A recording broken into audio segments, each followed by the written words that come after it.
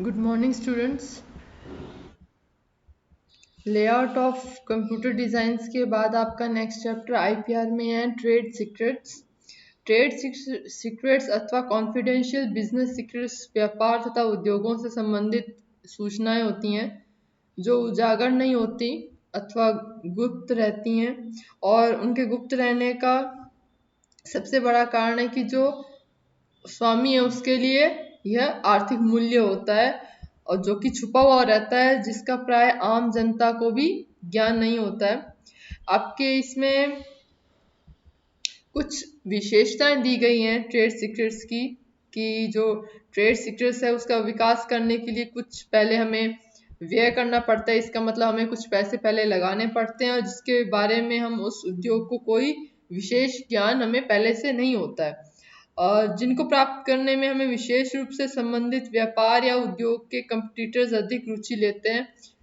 और अगर for example हम बात करें तो किसी उत्पाद को प्राप्त करने से रिलेटेड जो रूल्स हैं या फिर जो केमिकल फॉर्मूला है या प्रोसेस है, जैसे गन्ने या जामुन के रस से जो हम विनेगर बनाने का फॉर्मूला है या इसकी जो विधि है वह अन्य उत्पाद जैसे व्यक्तियों द्वारा बनाए गए सिरके से अधिक उच्च कोटि का माना जाए, अधिक मूल्य प्रदान करे, तो वो हम उसे ट्रेड सीक्रेट्स में शामिल करेंगे।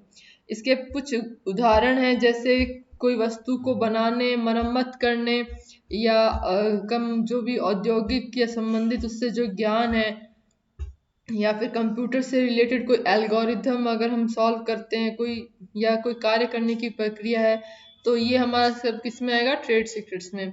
कुछ आपके एग्जांपल्स हैं, जैसे कंप्यूटर प्रोग्राम खुद, ग्राहकों के नाम, व्यापार तथा शोध करने से रिलेटेड, या जो प्रोसेस है, योजनाएं हैं, गणनाएं हैं तथा समंक है। रिसर्च से रिलेटेड जो फैक्ट्स होते हैं, इंडिविजुअल फैक्ट्स हैं, डिज़ाइन, ये सब हमारे एग्जाम्पल्स हुए ट्रेड सीक्रेट्स के। अब है टाइप्स ऑफ ट्रेड सीक्रेट्स।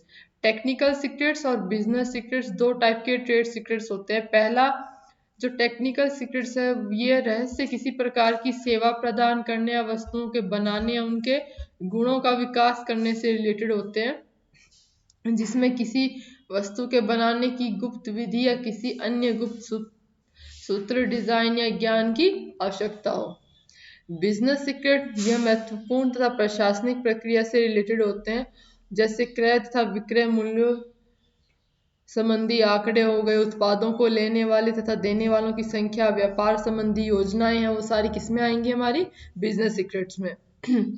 उसके बाद आता है हमारा main reasons to keep a document confidential. मतलब कोई भी अभिलेख है उसको हम गोपनीय कैसे रख सकते हैं या क्यों हम रखते हैं, इसका कारण क्या है। तो कोई भी अभिलेख है उसकी रचना करने वाली व्यक्ति ने इस कार्य में अपने मस्तिष्क की प्रक्रिया का उपयोग करके इस अभिलेख को प्राप्त किया होता है। और यदि हम इसे गोपनीय नहीं रखेंगे तो कोई भी व्यक्ति इस प्रकार की प्रोसेस का यूज करके उसका परिणाम प्राप्त कर सकेगा और उसके द्वारा उपलब्ध जो लाभ है वो उसे मिलेगा। इसलिए जो मूल अभिलेख है, जो मूल जो जिसने रचना की है, उसको हानि होगी, और इसीलिए हम उसको गोपनीय रखते हैं। Law related with trade secrets, यानी जो व्यापार रहस्य से रिलेटेड जो भी कानून है, भारत में व्यापार संबंधी रहस्यों से रिलेटेड कोई अलग से कानून आपका मेंशन नहीं है। यहाँ इन रहस्यों की सुरक्षा साधारण कानून, रूलिंग और समझौते के आधार पर ही होती है। अब 1972 के जो इंडियन कॉन्ट्रैक्ट एक्ट है उसके अंदर अगर हम देखें तो जो ट्रेड सीक्रेट्स हैं उनको आंशिक रूप से सुरक्षा प्राप्त होती है, और इनकी सुरक्षा इस प्रकार से नहीं होती जैसे हम ट्रेडमार्क्स या पेटेंट के बारे में जो हमने संबंधित कानून पढ़े थे पिछले चैप्टर्स में।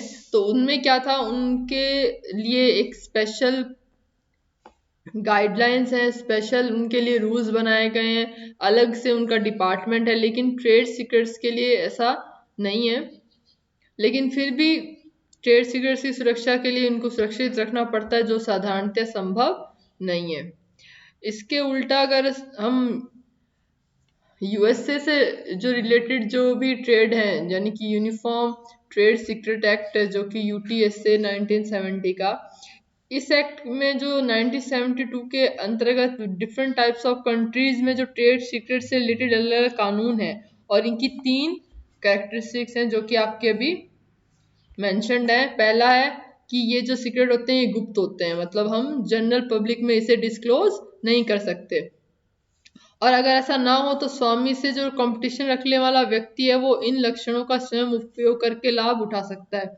दूसरा, इनके कारण इनके जो स्वामी के व्यापार में विद्यमान स्पर्धा है उसमें लाभ होता है। थर्ड, गोपनीयता बनाए रखने के लिए अधिक परिश्रम करना पड़ता है।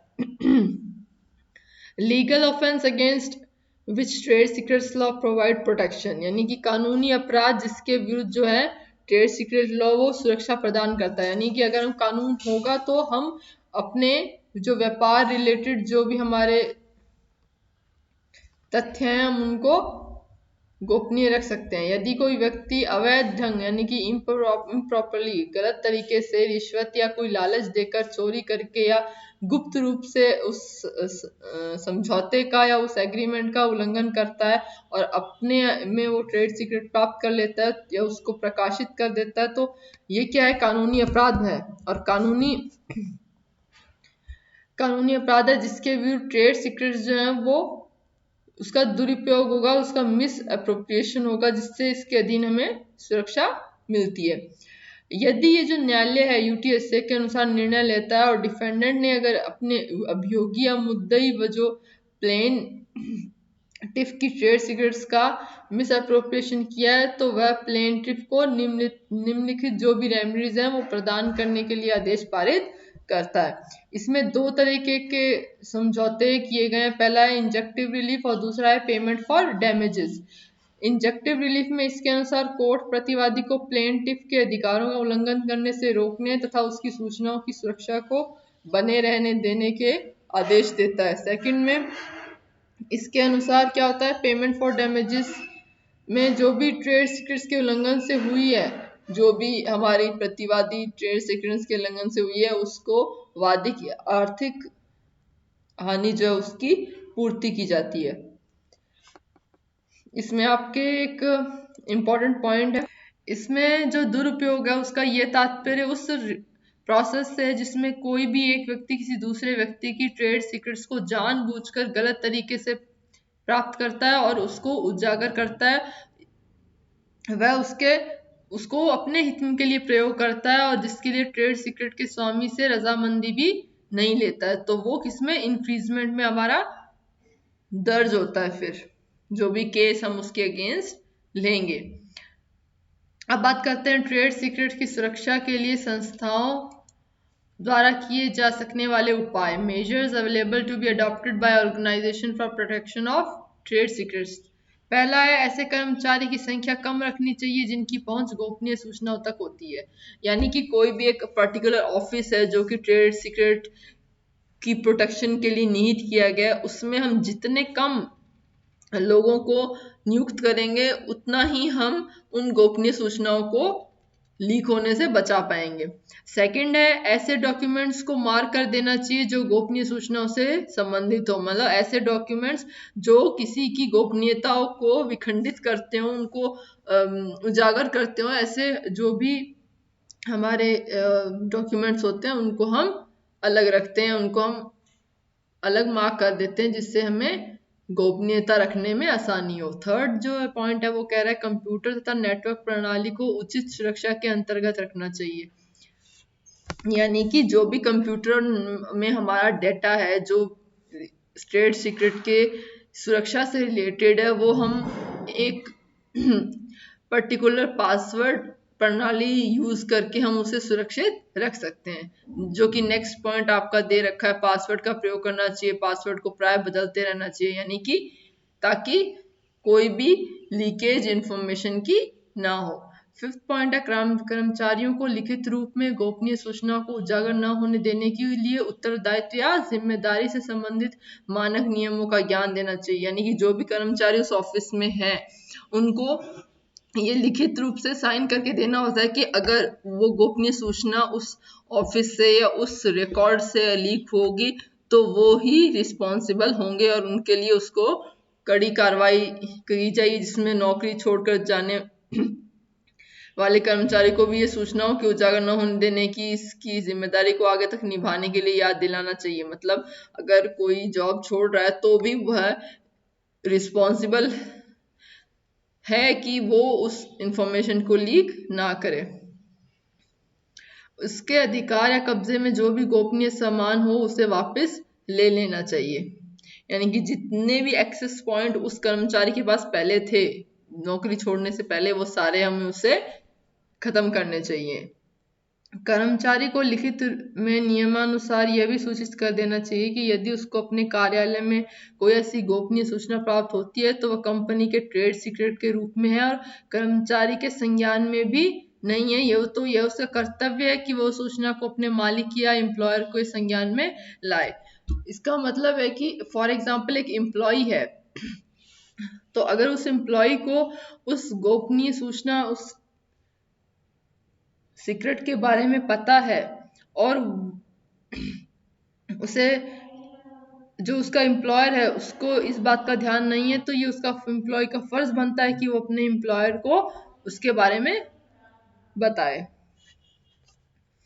फिर आपका trade secret and protection through patent, कि पेटेंट के द्वारा हम कैसे ट्रेड सीक्रेट की गुप्त सूचनाओं को संरक्षण प्रदान कर सकते हैं।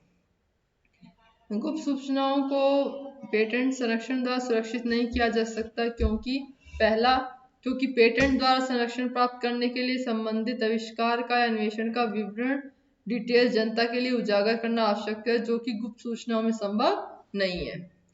इसका मतलब ये है कि पेटेंट जो है वो डिफरेंट कैटेगरी में लाई करता है। यानी कि पेटेंट के लिए हमें जितने भी हमारा आविष्कार है या उससे रिलेटेड जो भी इंफॉर्मेशन है वो हमें सबसे पहले पब्लिक में डिस्क्लोज करनी पड़ती है, जबकि ट्रेड सीक्रेट में अगर हम ऐसा करते हैं तो वो गुप्त सूचनाओं का लीक होना होगा, जो कि असंभव है। सेकंड, पेटेंट का उपयोग प्रौद्योगिकी से के क्षेत्र से संबंधित अन्वेषणों के लिए ही किया जा सकता है। गुप्त सूचनाएं व्यापार की कई नई उपलब्धियों से संबंधित होती हैं, न कि प्रौद्योगिक अन्वेषणों से। इसका मतलब है कि जो ट्रेड सीक्रेट्स हैं वो एक तरीके से ऐसी इंफॉर्मेशन होती हैं जो कि इनोवेटिव अचीवमेंट से रिलेटेड होती है, कि कैसे हम एक कंपनी को नए विचारों, नई इनोवेशन से हम जो है प्रॉफिट अचीव कर सकते हैं, ना कि उस टेक्नोलॉजी से रिलेटेड है जो कि पेटेंट में होती है। थर्ड है, कुछ तकनीकी आविष्कार या सूचनाएं एक ट्रेडर के लिए व्यापारिक महत्व की होते हुए भी नोवेल्टी या इन्वेंटिव नहीं होती, जो पेटेंट के लिए सबसे क्या है आवश्यक प्रतिबंध है। जरूरी नहीं है कि जो ट्रेड सीक्रेट्स हो वो नोवेल्टी और इन्वेंटिवनेस रखते हो, जबकि पेटेंट में जो नोवेल्टी और इन्वेंटिवनेस है वो मस्ट है।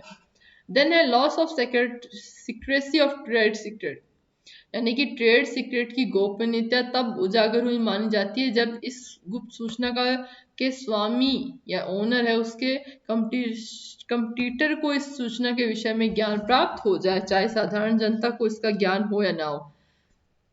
कोई अगर ट्रेड सीक्रेट है वो नॉर्मल पब्लिक के लिए तभी यूजफुल होगा जब उसकी कोई एप्लीकेशन होगी।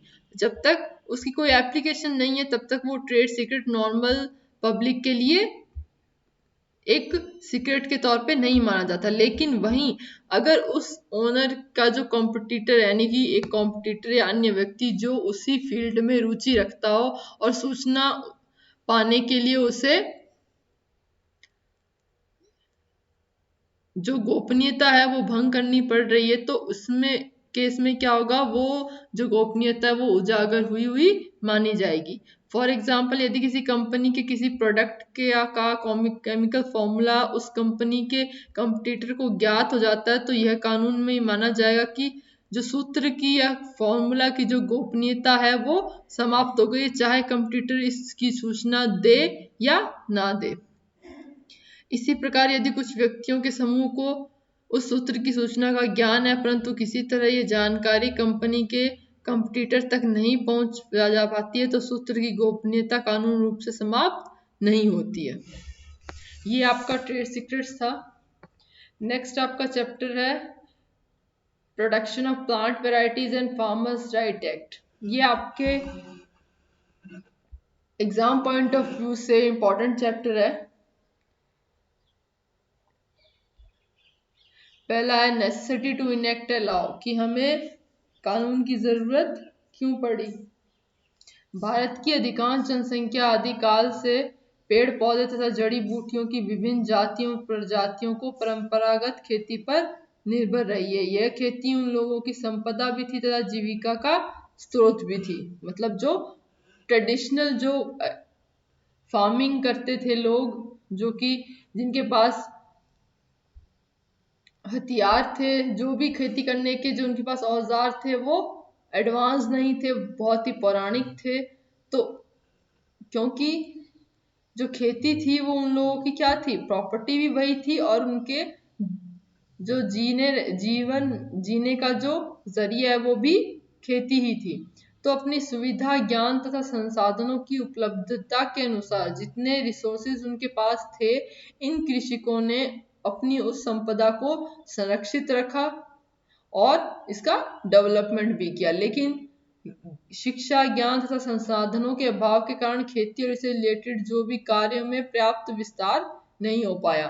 ऐसी कोई सक्षम प्रणाली नहीं थी जिसके द्वारा जो कृषक है वो खुद अपने जो व्यवसाय है या जो व्यापार है उसको पूर्ण रूप से सुरक्षित रखकर उसका डेवलपमेंट कर सके। अब पौधों की उच्च कोटि की किस्में, यानी कि ऐसे पौधे जिनका जो प्रोडक्शन है वो काफी time taking and money taking होता है, तो उनको प्राप्त करना और उनको संरक्षण देने तथा कृषकों को उसके कार्य के लिए संरक्षित रखने तथा उसको डेवलपमेंट करने का जो योगदान है, उस योगदान को मान्यता प्रदान करने का कोई भी प्रावधान पहले नहीं था। तो कौन कौन से ऐसे बात है जिनके अभाव में ऐसा हुआ। पहला, कृषि उत्पादन का संरक्षण करना, उसकी उत्पादकता को बढ़ाना, क्योंकि जब तक उत्पादन नहीं बढ़ेगा तब तक जो प्रॉफिट है वो काउंटेबल नहीं माना जाएगा। थर्ड, कृषकों को उनके कार्य की उपयुक्त आय दिलाना, प्रजन को तथा कृषकों को अपने कार्य में प्रोत्साहित करना, उनको मोटिवेट करना, एंड कृषकों को तथा प्रजनकों के हितों को संरक्षण प्रदान करना। ऐसा कोई भी प्रावधान पहले नहीं था। प्रजनकों के कानून द्वारा संरक्षित अधिकार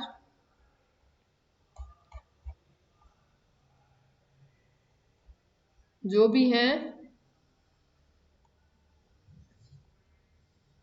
उसके अतिरिक्त किसी भी अन्य व्यक्ति या व्यक्तियों को ब्रीडर सीड का या अन्य प्रजनन पदार्थ के मल्टीप्लिकेशन या प्रजाति का व्यापारिक रूप से विक्रय करने से जो भी रोकने का कोई कारगर उपाय नहीं था।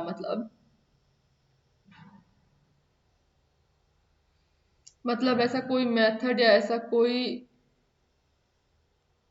सब्स्टिट्यूट नहीं था कि जिनसे उनकी क्षतिपूर्ति जो हुई है कोई भी एक पर्टिकुलर व्यवसाय या खेती में, तो उसके लिए उन्हें मुआवजा दिया जाए या उन्हें कोई इकोनॉमिक बेनिफिट दिया जाए। तो इन सब बातों को ध्यान में रखते हुए ये जरूरी हुआ कि एक अधिनियम बनाया जाए और अक्टूबर 2001 में इंडियन गवर्नमेंट ने सीजनरीज प्रणाली के द्वारा पौधों की जो किस्म है और जो कृषक अधिकार है उसको 2001 में संरक्षण प्रदान किया।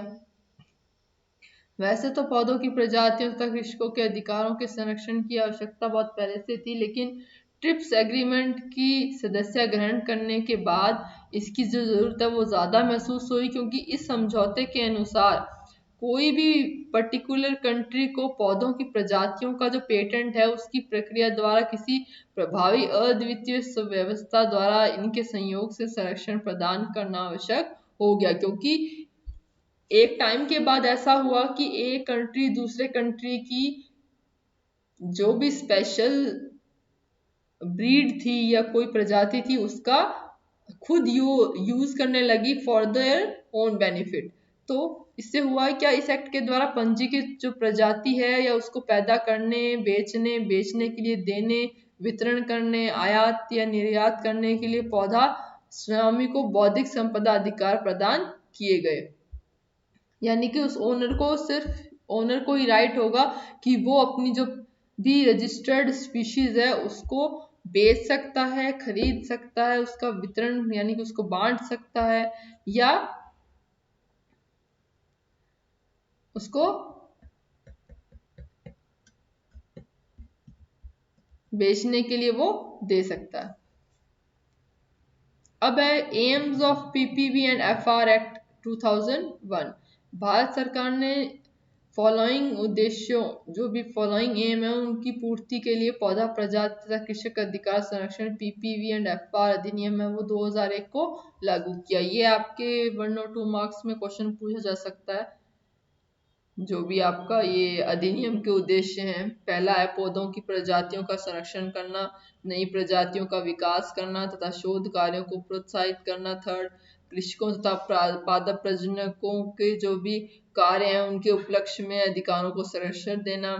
पादप अनुवांशिकी संसाधनों का सुधार, यानी कि जो भी रिसर्च हो रही है in the field of agriculture और न्यू स्पीशीज, उनकी उपलब्धता को सरल बनाना और उसमें विस्तार करना है। यानी कि कोई एक नॉर्मल फार्मर है उस तक भी एक स्पेशल टाइप की किस्म जो है वो प्रजाति है वो पहुंच सके, तो इसके लिए ये जो एक्ट है वो बनाया गया। देन है कृषकों तथा संबंधित कार्यकर्ताओं के योगदान को मान्यता देना तथा उनको पुरस्कार देना, जिनसे उन्हें क्या हो, मोटिवेशन मिल सके। नई पौधा प्रजातियों के विकास के लिए, मतलब जो नई प्रजाति हमने विकसित की है, उसको डेवलप किया है ताकि वो खत्म ना हो, तो उसके डेवलपमेंट के लिए निजी तथा सार्वजनिक क्षेत्रों में उसके निवेश को बढ़ावा दिया गया। तो ये सब जो उद्देश्य हैं ये थे पीपीवी और एफआर एक्ट के। देन है पौधा प्रजाति तथा कृषक का जो अधिकार है उसका संरक्षण प्राधिकरण, उसकी अथॉरिटी किसको मिलेगी। इस एक्ट के प्रावधानों को लागू कराने के लिए department of agriculture and cooperation ministry of agriculture ने 11 नवंबर 2005 को पौधा प्रजाति तथा कृषक अधिकार संरक्षण की स्थापना की, जिसका अध्यक्ष जो है वो प्राधिकरण का मुख्य कार्यपालक यानी कि चीफ एग्जीक्यूटिव होता है। और इसके अलावा प्राधिकरण में 15 मेंबर्स होते हैं, जिसमें से 8 जो है वो एक्स ऑफिशियल मेंबर होते हैं और जो कि विभिन्न विभागों मंत्रालयों का प्रतिनिधित्व करते हैं। और 3 सदस्य जो होंगे वो स्टेट एग्रीकल्चर यूनिवर्सिटी से होंगे, राज्य सरकारों या एक सदस्य जो है वो किसान हो सकता है, आदिवासी संगठन का जो ऑर्गेनाइजेशन जिसे ट्राइबल ऑर्गेनाइजेशन बोलते हैं उसका कोई मुखिया हो सकता है, बीज उद्योग और कृषि क्रियाओं से संबंधित महिला संगठन हो सकता है, और जो भी रजिस्टर जनरल प्राधिकरण है उसको पदेन जो सदस्य है उसका वो सेक्रेटरी होता है, यानी उसको पास के पास वो अथॉरिटी होगी। अब इसका जो लागू करने का समय है वो कितना होता है। पीपीवी और एफआर जो अथॉरिटी है उसमें रजिस्ट्रेशन के लिए आवेदन स्वीकार करने की जो प्रक्रिया है वो 21 मई 2007 से आरंभ हुई थी। इस समय ये प्राधिकरण 147 अधिसूचित फसलों की प्रजातियों से रिलेटेड आवेदन पत्र स्वीकार कर रहा है, और आने वाले टाइम में ये जो संख्या ये काफी इंक्रीज हुई और अभी तक इंक्रीज हो रही है। नेक्स्ट लेक्चर में हम पढ़ेंगे अथॉरिटी के मुख्य कारण कौन कौन से हैं।